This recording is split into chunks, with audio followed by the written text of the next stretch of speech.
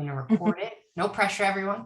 Hi, everybody. I'm Samantha Johnston. I'm the Executive Director and Curator at Colorado Photographic Arts Center. Welcome. Thank you for joining us.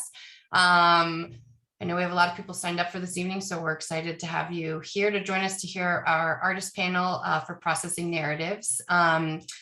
The exhibition, if you're in the Denver area, is up until November 20th, and we will be recording this panel, so it will be up on our website later this week. The artists will all be sharing about their process, and we'll have a little bit more of discussion, and then we welcome questions. Please feel free to utilize the Q&A feature. That's a little easier, allows me to keep track of what we've answered, but you can also use the chat as well. Processing narratives came together. I tend to curate. I really like to show more than, it's great to have solo shows, but I love to have more than one artist in the space. And so I really love placing work together in conversation, and was really wanting to exhibit a mix of alternative photographic processes, kind of really all sorts of one-of-a-kind work. And so Heidi and Marcy and Mariana and Melanie really fit that bill with their work and all of their hand-on materials that they're using. In our modern era and where we're using Zoom and constantly on a computer, as of late, it's really lovely to have an exhibition where everything is not just on the wall. Mariana's work you can actually physically touch. And so that resurgence of materials that have always been in use, but that we're using more. So tonight we're gonna have all the artists share about their process and their work. And as I said, we're gonna open it up later for more questions. So thank you everyone for joining us this evening, and I'm gonna get started. So Heidi, you're gonna go first. I'm gonna share my screen and get images up. Hope everyone can see that. All right. Okay. Am I up? You're up. All right. Well, Samantha, thank you for having me. I had the pleasure of being in the space on the 9th for the opening, which was such a joy to be with all of you people and with the work. And a lot of people came out to see the show, and I think the gallery looks just beautiful. So thank you, and congratulations to my exhibiting artists friends here. And my name's Heidi Kirkpatrick, and I am a cyanotype artist based in Portland, Oregon. And I work in my backyard studio during the Oregon summers. This work here spans about 8 years. The earliest piece in 2013, and then which is the smallest hoop. And one of the dresses is the newest piece. It's also from about 4 different bodies of work, family equation and family service, and I'll talk a little bit more about that. I really like working on objects that have had a previous life, and things that have been discarded for me to find and then rework back into, breathe new life into it. People ask me where I get my ideas, and this hatchet piece, I got mad at my husband and made this piece. He'd been out on a hike, and I'd made the piece, and he came home and I had a hatchet laying on the ironing board, and I asked him if he thought that was a little disconcerting. But the linen was from my neighbor, Miss Violet, who lived 2 doors down from me for years. Her parents built the house in 1921, and she was 8 years old when she moved in. And she or her mother made this piece. So I love that, you know, these pieces don't fit our modern lifestyle anymore as far as a linen that we'll use as a dress or scarf or on our coffee table. So I've breathed new life into it with the hatchet. I've had a love of plants my whole life. The botanicals in this show are all specimens from my garden. And this linen is another piece. People are so lovely and gift me objects to work with. And my friend Pete gave me a whole lot of linens that were his grandmother Alice's. And this is one of Alice's pieces that she made. My mother sent me a pair of gloves. I come from a long line of pickers and antique shoppers and thrifters. And she sent me a pair of white vintage gloves one day, and I thought, I just wondered if that would work, and ended up the following summer made my first pair of gloves, and I made 3 pair of gloves that year. And And then that turned into a whole series of its own. This plays into my garments of light that are all clothing. And the glove search led me to making this large hoop on the right. This is a 24-inch hoop. The feather piece is quite small. It's 4 or 5 inches. I found this beautiful pair of sheer gloves to make this piece that I call ghost gloves. I made these pieces last summer. This is Family Equation. And the president of my husband's company, he and his wife welcomed their 6th grandchild. And the next week, her mother died. And it just really got me to thinking about that's how it works. We don't get to stay here forever, and families come and go, and it's the photographs that keep the memory alive. And there is no artist statement for this body of work, just the title, which is Family Equation, the addition, subtraction, multiplication, and division of family. The dresses, I had an idea in my head for a long time that I wanted to make, have made, because I'm not a seamstress. I don't sew besides just whip stitch or sewing on a button. But I worked with an artist friend of mine. Actually, the dress is behind me here in my studio. And I loved that process of working with her and making that piece, but she really made it. And the premise of my work that I spoke about before is that I really like to work with materials that have had a previous life. So these again are part of my garments of life, and both from botanicals from my garden. And last but not least, and maybe most important, this is my mother. She's a huge inspiration to me. She is 91 this year. And this is a Sienna hoop that I made of her. I've photographed all the family pictures that I could get my hands on back to film, and then enlarged a negative to make a contact print for the Sienna type, made the Sienna hoop, which is framed in the vintage embroidery hoop. And then it's a very long story, which I won't go into, but I was invited to work on this ceramic project. I said they invited one photographer to torture them out of 10 artists for an auction. And it set me on a whole path that I ended up creating a body of work that I'm still working on. Sadly, COVID killed the studio that I was working with because I do not have a kiln. But this is from a series called Family Service. And these pieces are all vintage dishes that I have collected that have been discarded and separated from their original owners. And it's a kiln fired ceramic process, and they are food safe and dishwasher safe. Nice. Thanks. Thanks. Melanie. Hey, thank you so much, Samantha, for including me in this exhibition. And again, congratulations to all of my fellow exhibiting artists. It's such a beautiful show. With this particular work that's included in the exhibition, this is also made from materials that had a previous life. These are images from my father's archive. My father was a photographer early on in his career. He was basically self-taught in photography, and early on in his career he had to do advertising work in order to support the family. So after he passed in 1998, I found several boxes of negatives that he'd kind of left to the elements because he hated doing the advertising work so much. So these images have been, or I should say the negatives have been impacted by time and heat and moisture and the humidity of Florida and also the heat of the Arizona desert. So the way that I've been photographing or rephotographing these negatives is I've been tilting them up so that they get both cross lighting and backlighting. So the aberrations that you see in the images are an integral part of the negatives as they now exist. So this was from a beauty contest where this was in 1950.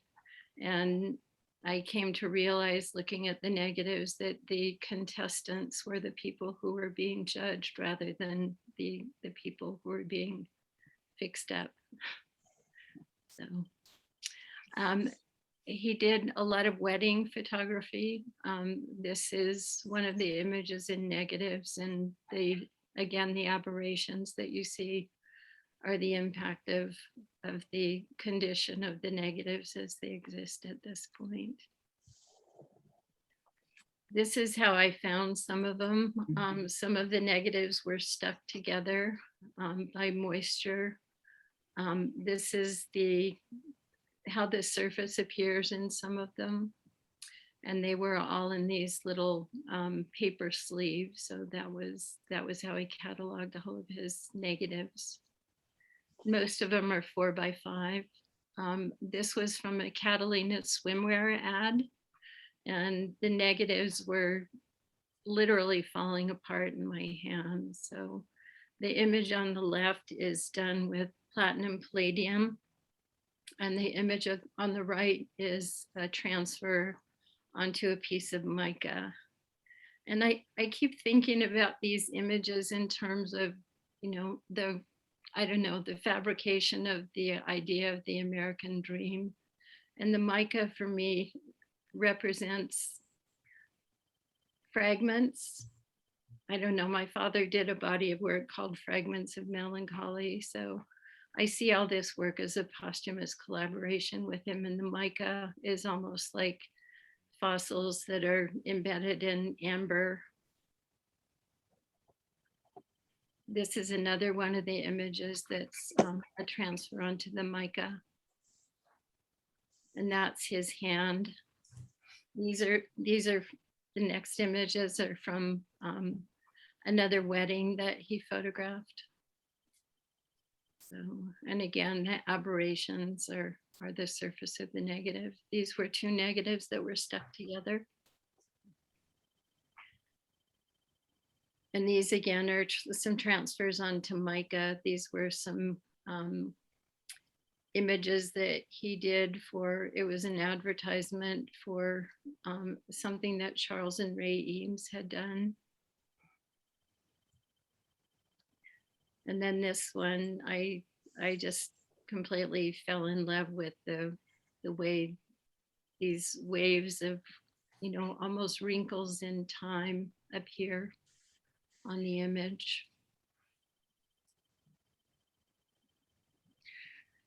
And then this was from something that he photographed for the home section of the Los Angeles Times. And I think a lot of these images really kind of connected with me. I've spent most of my career working in photography, trying to figure out different ways of presenting photographs, different ways of working with photography, the mark of the hand in relation to the photomechanical image. Great. Thank you, Melanie. Thank you.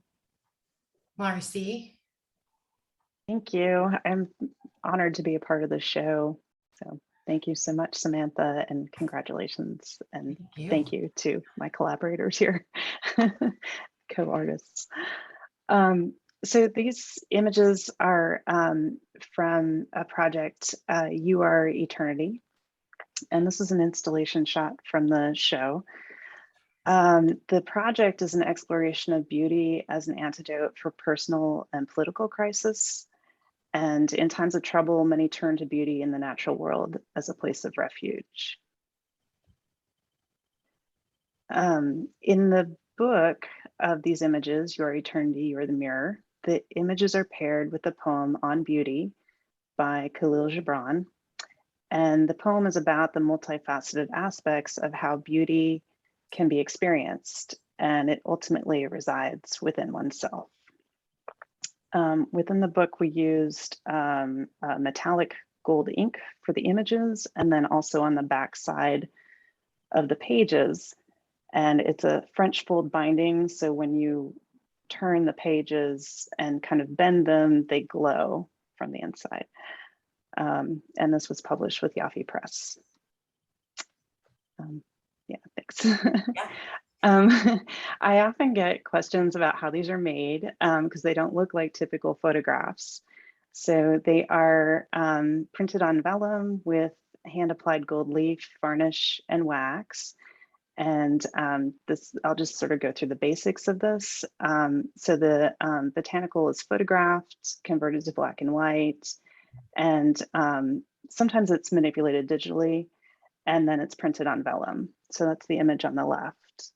And then on the right is the process of applying the gold leaf. So the image is flipped over and I apply the gold leaf to the back of the print. And then go on to the next one. So on the left here, you see the gold leaf applied to the back of the print. And then on the right is the finished piece. I use 24 karat or 18 karat gold leaf.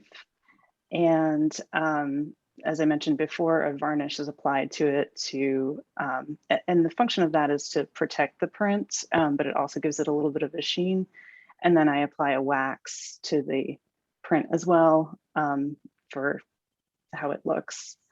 The scale can vary from an image size of 4 by 6 inches to 16 by 23 inches, as you saw from the installation shot on the first slide. And a lot can go wrong when applying the gold leaf. So it's a meticulous process, which can be heartbreaking and risky at a larger size. In many of the images, I use common, often overlooked wildflowers, and I'm interested in recognizing and elevating them by gilding them. And I think this can be a metaphor for moments of beauty or transcendence in life, but also for people and political change. So this image here is Firestorm, Time for Change, and I see it as more political in nature.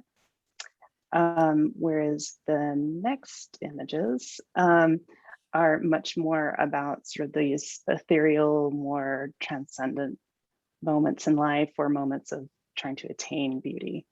And when I'm talking about beauty, I'm sort of talking about this sort of deeper sense of beauty.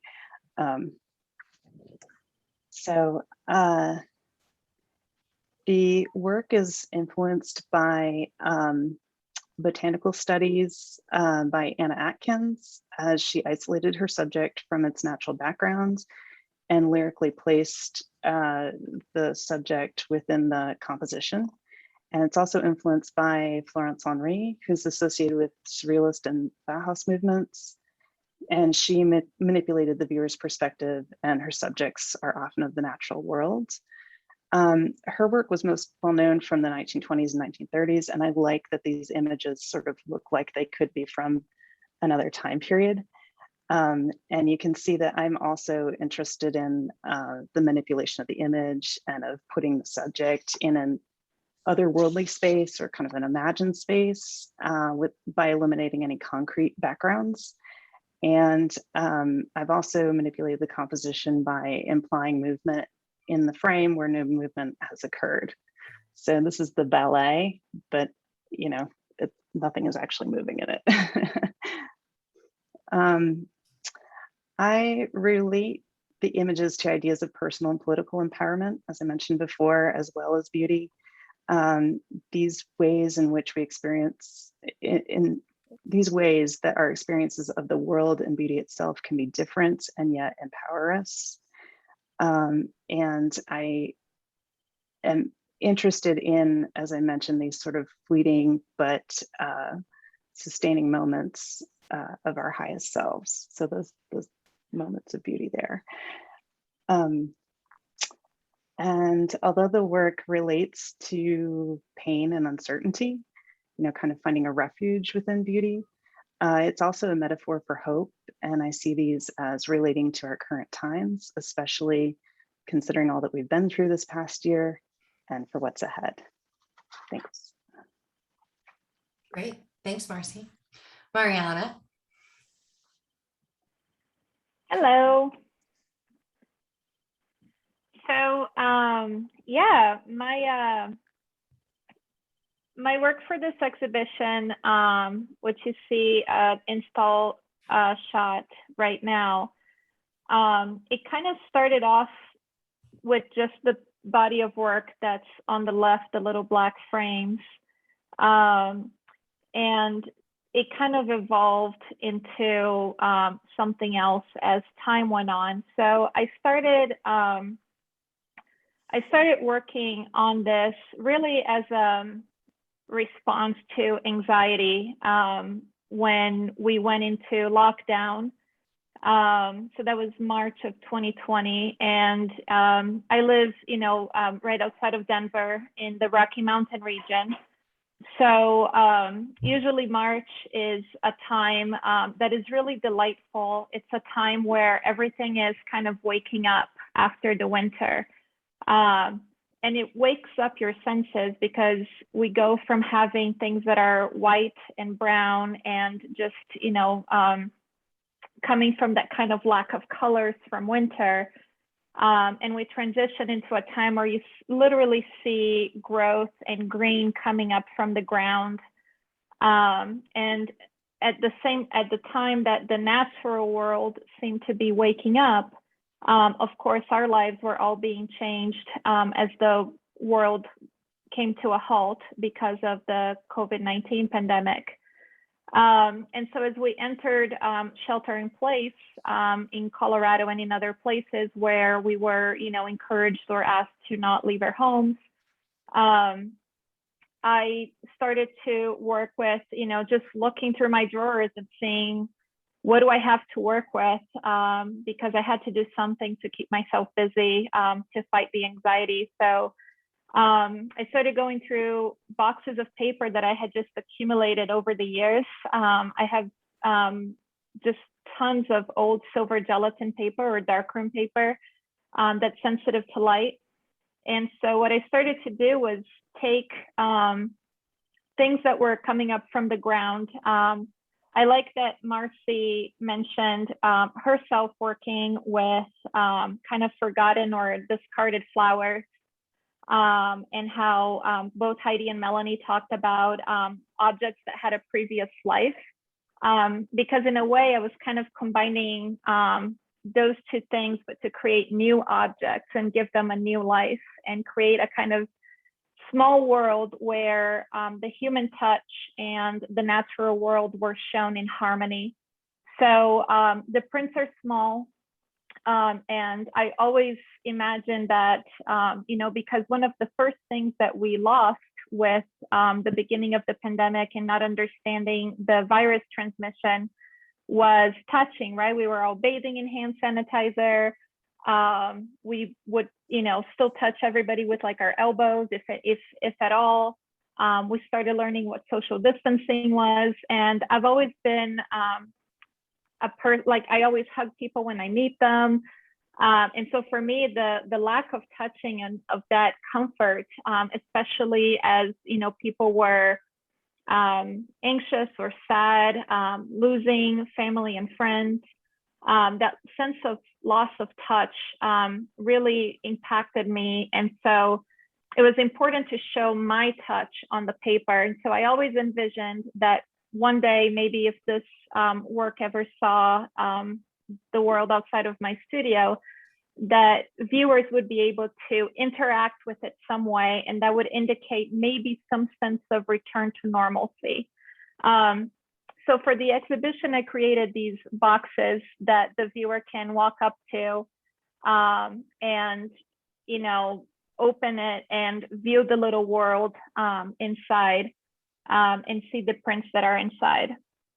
And so each print has in some form my touch. And these are seedlings. I also have, I keep a vegetable garden in my backyard. And so March is the time that usually you're starting to grow your seeds. And so these are seedlings of tomato plants at different growth stages. I was taking what I could find. I was working with what was coming up of life in my backyard. A lot of weeds and dandelions and things like that. So And then the process that I use is lumen print for this work. And the lumen print is just using the darkroom or silver gelatin paper, usually the older or expired paper. The best, you're not going for, brand new boxes of paper. So old discarded paper works great. And so I would lay the organic matter and then somehow interact with the paper and leave it out in the sun. And then what happens, you don't have control over it. So the age of the paper, the type of paper, how long you leave it out in the sun, all that changes what the final print looks like. So it's very much kind of leaving it up to, the universe to do its thing. And so, yeah, so this kind of captures these like little worlds that I wanted to create where it showed some kind of harmony. And these are the prints that you see when you open the little boxes. Here on the image on the left, you see some chives that were going up from the ground and a little blooming dandelion on the one on the right. Oh, and to record my touch, I was using hand sanitizer, because of course, and that's what gives the kind of fluid textures and things to the background. So as the pandemic wore on, continued through time, I very much thought of that work as just, this one thing I was doing for myself to try to keep some kind of sanity through a crazy time. But, at the time, I don't think that many of us thought that this pandemic was going to last as long as it has. And so as the pandemic wore on, I kind of decided to revisit making some images. So this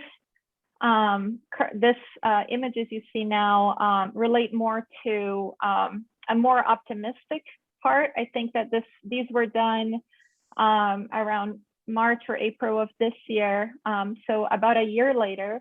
So still using things that were blooming in my garden and in my backyard, but now the prints got a little bit bigger. They got, I think, more cheerful. The image on the left, you see a little bit of color. I was hand painting. I was working a little bit with happier compositions because at the time, vaccines were getting distributed, and there was just this great sense of hope and seeing and hugging your friends and family again. For some, not all, the distribution of vaccines worldwide has been incredibly unequal. So not for everybody, but there was a sense of joy that was coming back. And I think that this work reflects that. And so I'm kind of calling this stage of the work, or the series is called Touching, and I'm calling this like the phase 2 to kind of mimic the language that we have been using around phases. And yeah, it's all flowers and things that were growing in my garden, and I was just trying to make it beautiful and light, and to kind of reflect the sentiment of the time. Unfortunately, at least for myself, that sentiment didn't last very long, as we yet again entered other eras of chaos. And some of the work that I'm making now, the prints are a lot larger. So these are 16 by 20. It's a diptych of each picture is 16 by 20. And the other work of this phase is equally as large and equally as chaotic. And I'm using marigolds to reflect the flowers traditionally used in rituals or festivities to celebrate the dead. As we approach 700 or past 700,000 deaths in this country alone. I'm from Brazil, and Brazil equally has the second highest number of deaths. So I've been feeling that on both places that I live and identify as being from, having this huge weight of worry and of losing people.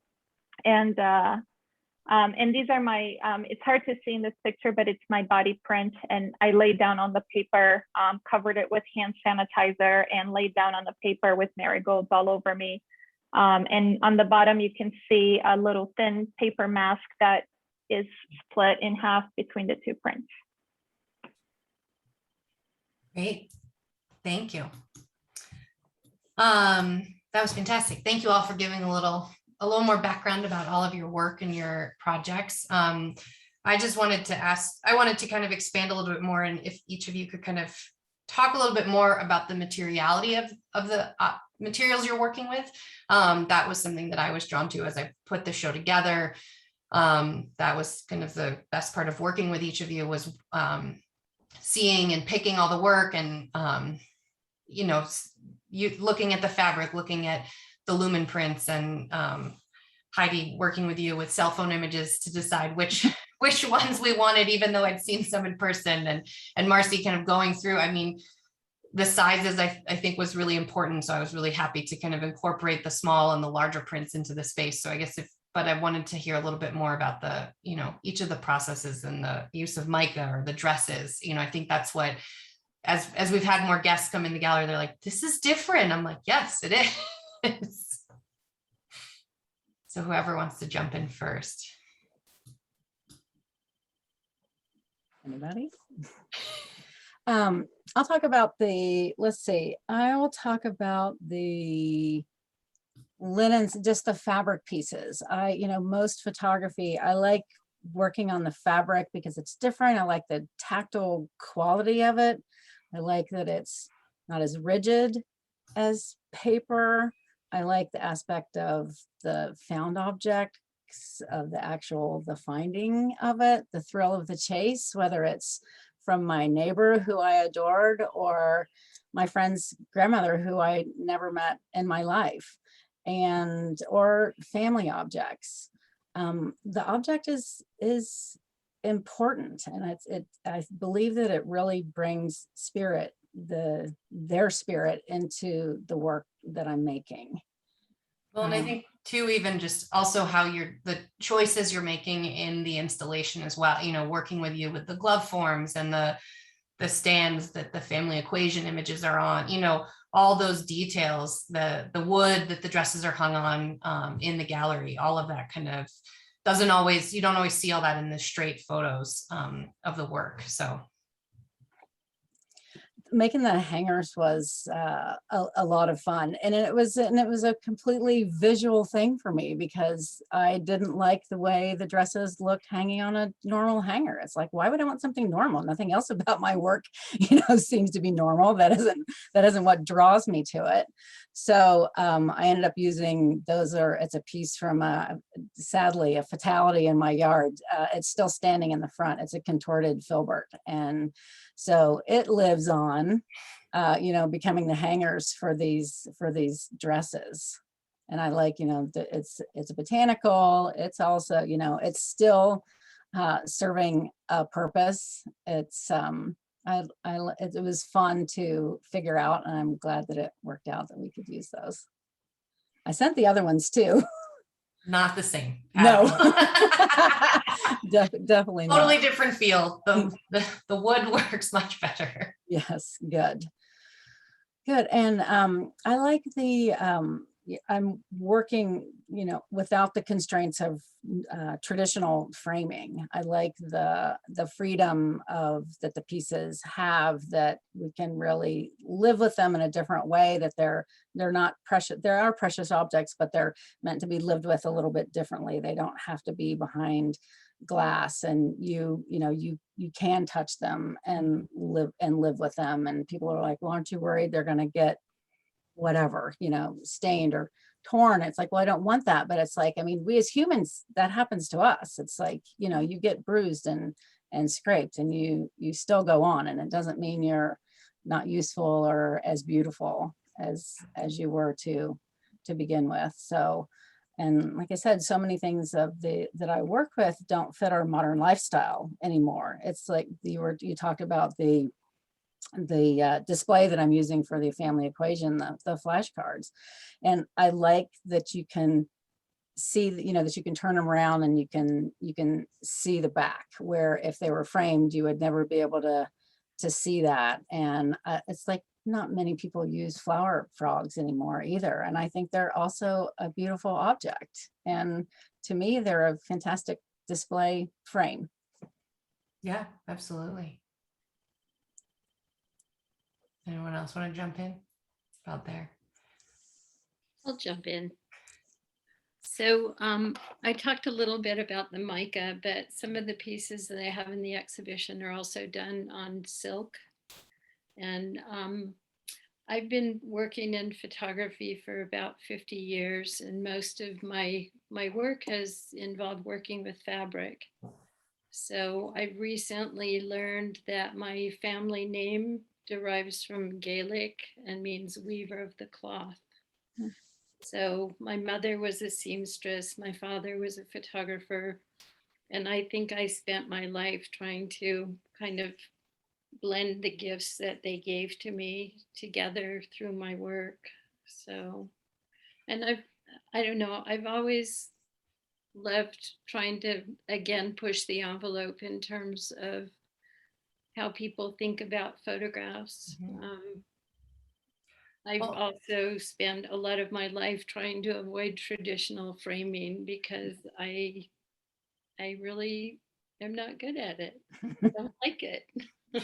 Well, and I think too, the use of the silk and the mica, how those images are then replicated on those materials, and the use of your father's negatives that have that kind of damage and you know, layering to them already, and the added layering that is happening with the fabric, I think is really fantastic.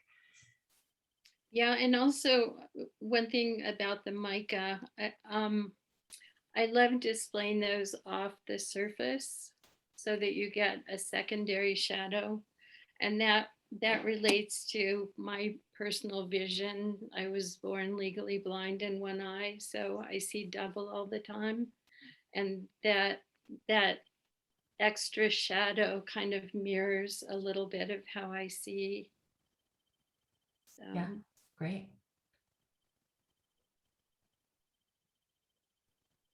Marcy, will you talk a little bit more about, I know we showed a demo with your process, and I know someone had a question about the use of varnish and wax. But also just, I think that detail that you know, if you can talk a little bit more about the size and the scale, the small to the large, because I feel like every time I go back to the images, I see something different in person versus looking at them digitally. Yeah, yeah. Well, what's nice about them being really small is that they have this sort of precious quality to them. Yeah. But I have also really enjoyed seeing them quite large. And I think this is the first exhibition where so many of them are quite large, which is so exciting for me to see. And I think it speaks to this idea of like personal empowerment in this really wonderful sort of grandiose way. So I appreciate that. And then the material itself, you know, lends itself to what I'm talking about, and as an expression of beauty and as an expression of empowerment. Absolutely. Yeah. Yeah, and I think for me, the materials really were the foundation of the work, or at least how the series got started, because it was really looking for something to do and looking at what I had around me. So some of the pieces or the images in the series are really oddly shaped. And for anyone who's worked in a darkroom, you remember that you usually have to cut test strips to test the exposure for your paper. So like at least one of the pieces is just this like really long, skinny piece. And is a day that one of my aloe leaves, you know, broke. My dog broke it. Let's put the blame on the dog. But I had this really long, skinny aloe leaf. And so I found this long, skinny piece of paper and I thought, oh, perfect. And it was a test strip. So yeah, the materials really were a major part of the creative process in this work.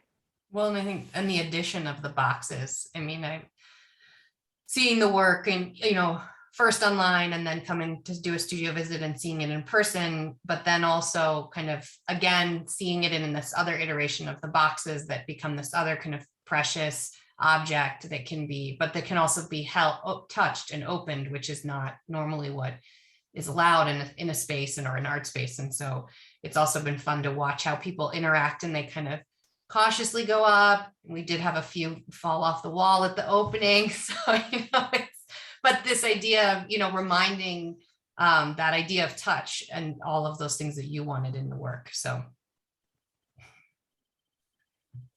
all right, we have a handful of questions. So I want to make sure so someone had asked Marcy, the use of the varnish and the wax. And then again, the kind of side question about that, are you using cold wax over the varnish on your images? How does this change the look? Yes, and I think it just brings out some of the the darker tones a little bit more, so there's a little more contrast. So, yeah. Because is it on either side? Is one on one side, one is on the other? That I think the varnish, or are they both on the same? They're both, there's varnish on both sides. Okay. So there's varnish on the back to protect the gold leaf from being scratched or damaged in some way. But there's also varnish on the front, in part for the sheen and also protection. And then there's wax on the front to kind of bring out some of the tones. And I see Wendy Schneider is here, and I learned the process from the wonderful Wendy. So thank you, Wendy. And someone asked if you'd found acid-free vellum. Yes, I believe so. Yeah. Right. Yeah. And Melanie, someone wanted to know if you could expand more about the transfer process on the mica. They were done different ways. One was it was a transfer material called laser tran, which is basically a water decal, and then you coat it with an oil-based polyurethane and it becomes transparent.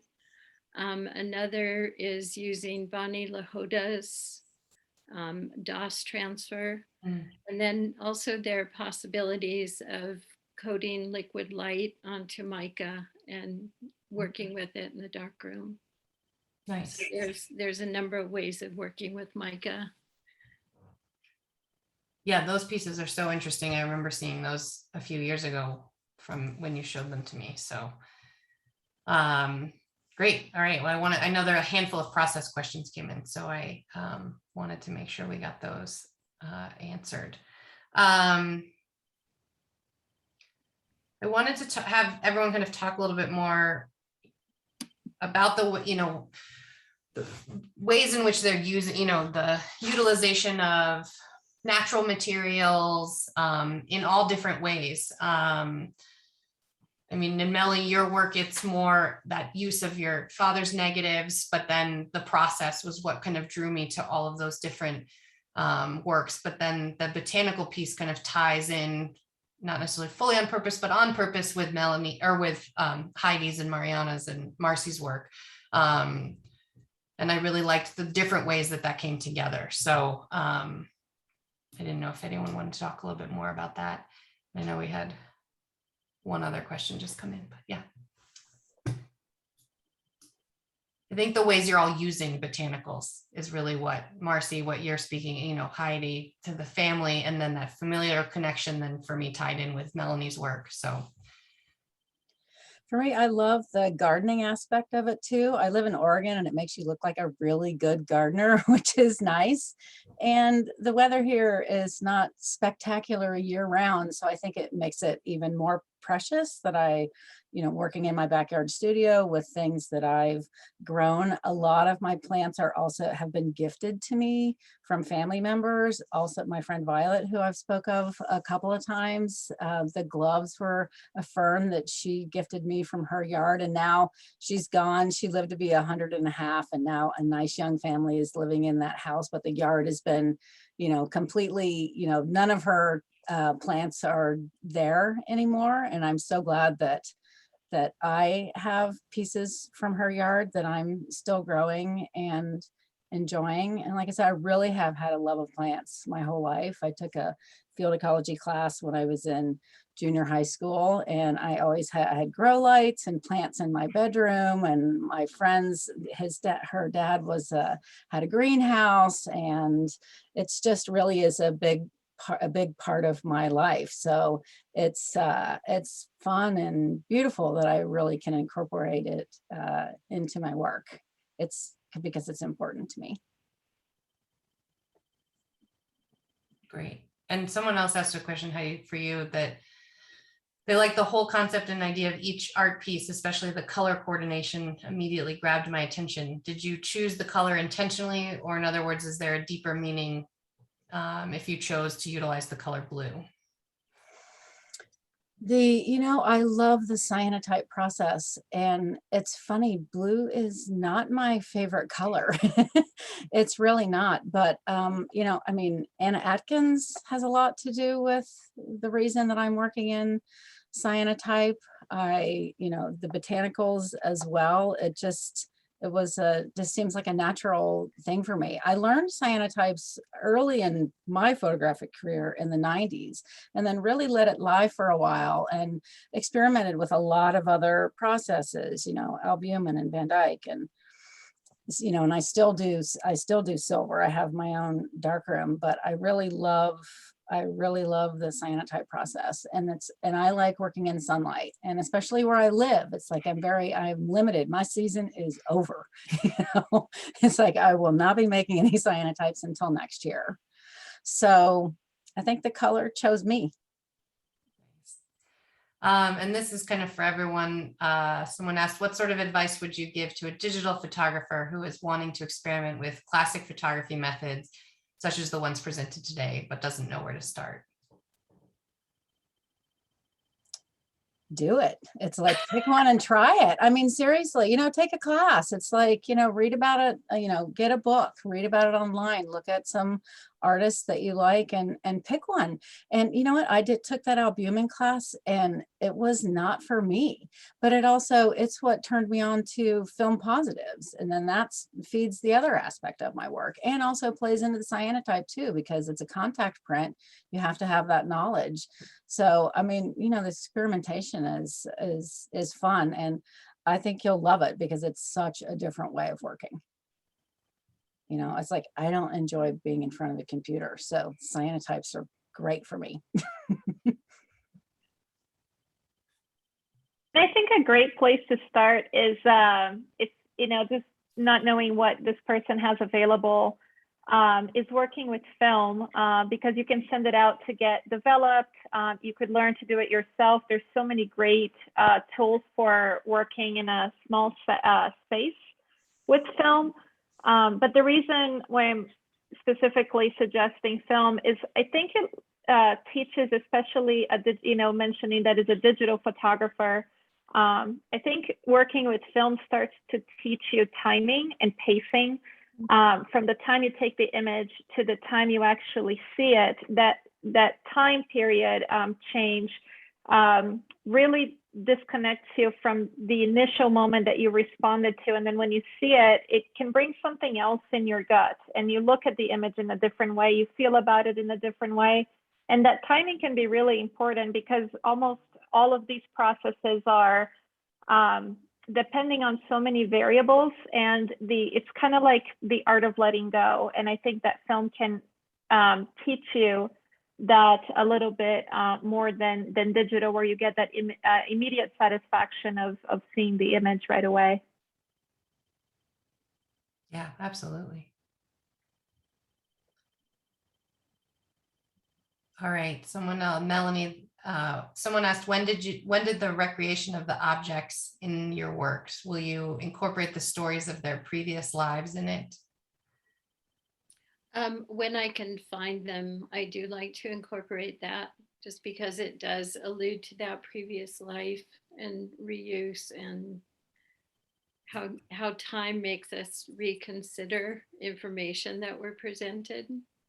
So yeah, but I don't have access to all of the information in terms of where these things were utilized. I mean, some of them were in the newspaper, some of them were in national magazines, all sorts of things. Yeah. Mariana, someone wants to know if you have a specific time you left your prints outside. No, it varied a lot, anywhere from 24 hours. Most of them probably at least 4 to 7 days.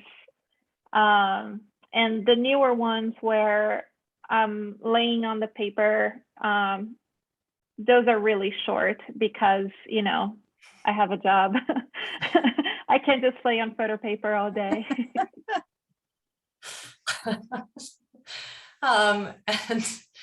And another question for you, Maria. Someone asked that they said your pieces were so interesting and immediately captured my attention.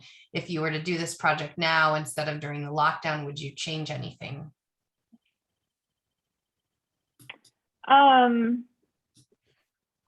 don't think I would have done it. I mean, all of my work is actually, you know, it's interesting because Samantha asked about organic materials and working with natural forms.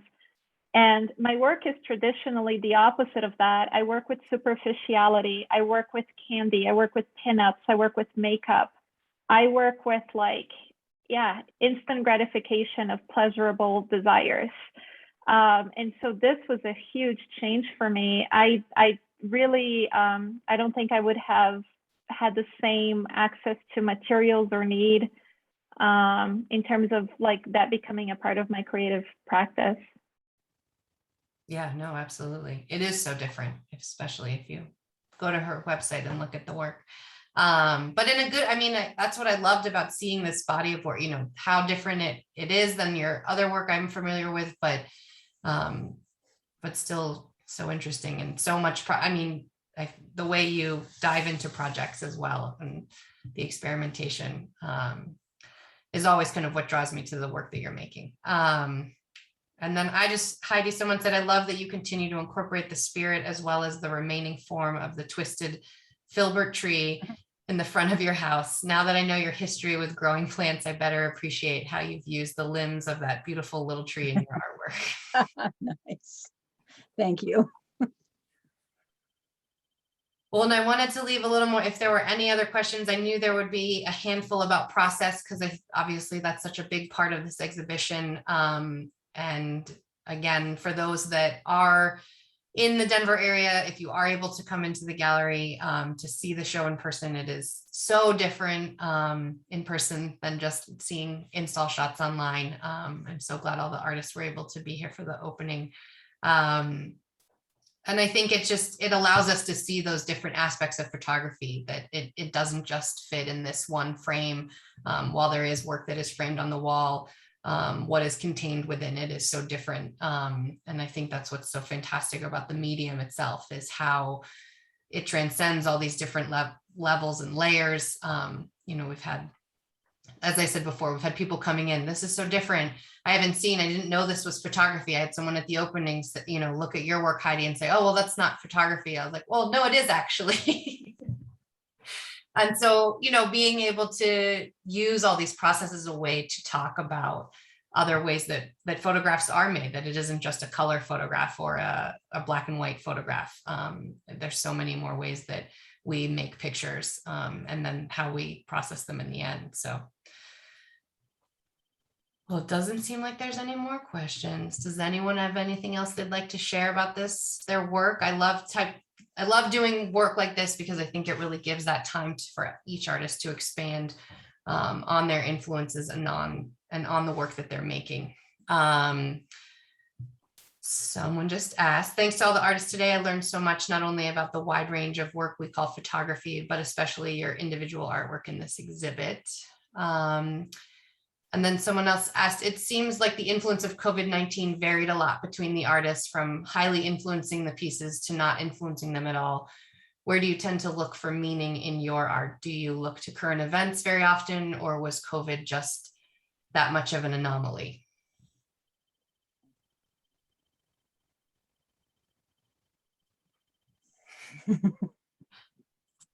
Well, I can start because my work was directly about COVID. But I very much respond to contemporary and cultural events. I'm originally from Brazil, and I spent my childhood there, but I also lived part of my life in Latin America. And so part of who I came to be as a person was influenced by understanding the way that global forces impact your daily life because of an event that happened in a country that you have never been to.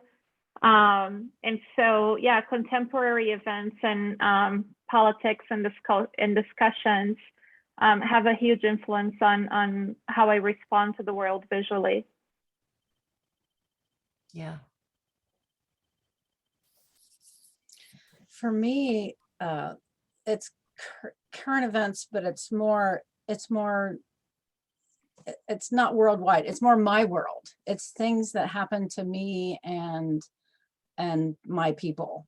It's, it's about death and disease and love.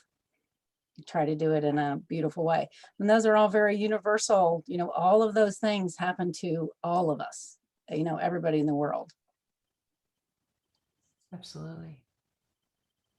And I didn't really talk much about the pandemic, but I would say that this work was very much influenced by it. I was really overwhelmed by the sense of loss and grief. And I think that's an integral part of this body of work that I've been doing as the posthumous collaboration with my father. And also so much of it is, I don't know, I would say a lot of the work that I'm doing with his negatives is related to sort of the reckoning that's going on in this country currently in terms of reconsidering our past history and how we process it. So, Yeah. My work started in late 2018, sort of before the pandemic, but I had been taking these walks along a nature trail in my neighborhood from a previous project. And so it just sort of grew out of the previous project. But as I was working on this, different sort of political events that were happening over the last year and a half definitely influenced the work in many ways.